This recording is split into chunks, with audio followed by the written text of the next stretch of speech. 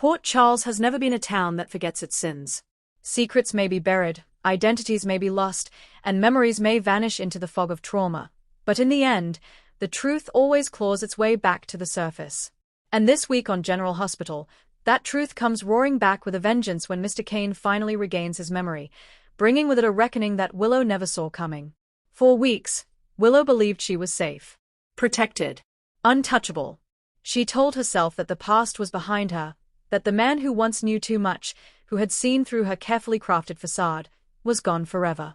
The accident, the coma, the amnesia, it all felt like fate offering her a second chance. A clean slate. A miracle. But miracles in Port Charles are rarely what they seem. Because memory is returning. And with it, so is justice.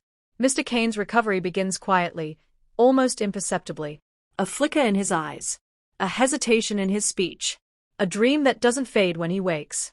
At first, he dismisses it as imagination, the brain's way of trying to piece together fragments that no longer exist. But the images persist, voices, faces, emotions too sharp to be invented. Then comes the name. Willow. It lands in his mind like a thunderclap. Suddenly, the fog lifts. He remembers the manipulation. The lies. The way Willow had smiled at him while quietly orchestrating his downfall. He remembers the evidence she destroyed, the truth she twisted, the people she sacrificed to protect her own fragile version of redemption. And most of all, he remembers the way she looked at him when she thought he was powerless. Like he was already erased.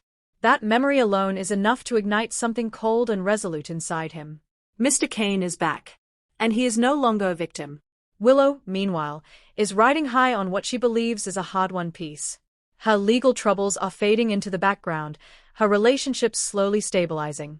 She tells herself that the worst is over, that the universe has finally granted her mercy after everything she's endured.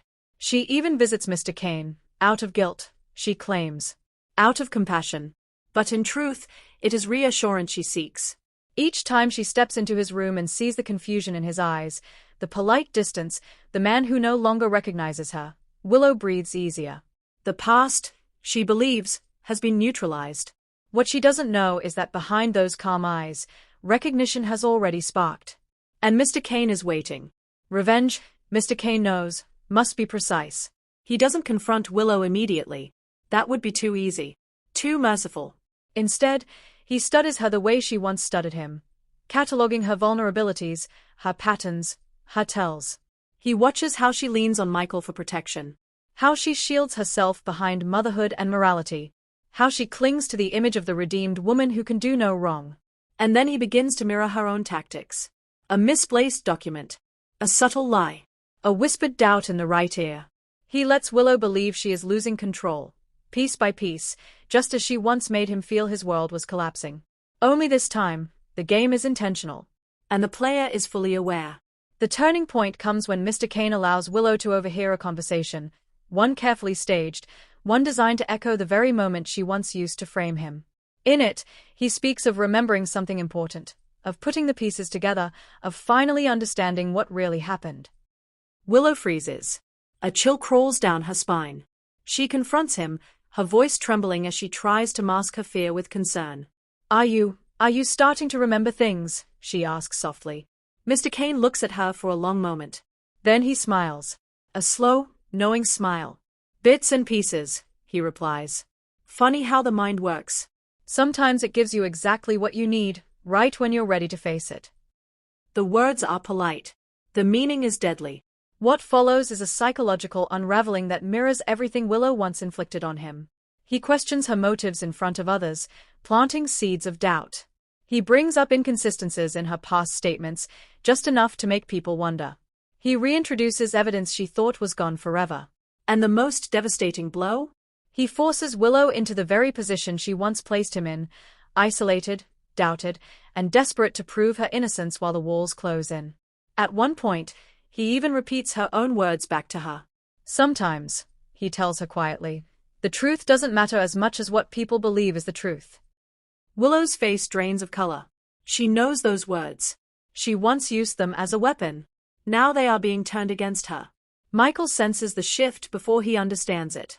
He notices the tension in Willow, the way she jumps at shadows, the way she watches Mr. Cain with a fear she can't explain. When he confronts Cain, demanding to know what's going on, the man simply replies, "Ask your wife what she did to me when I couldn't remember my own name." The implication is enough to send shockwaves through Michael. For the first time, he begins to question the narrative Willow has always given him.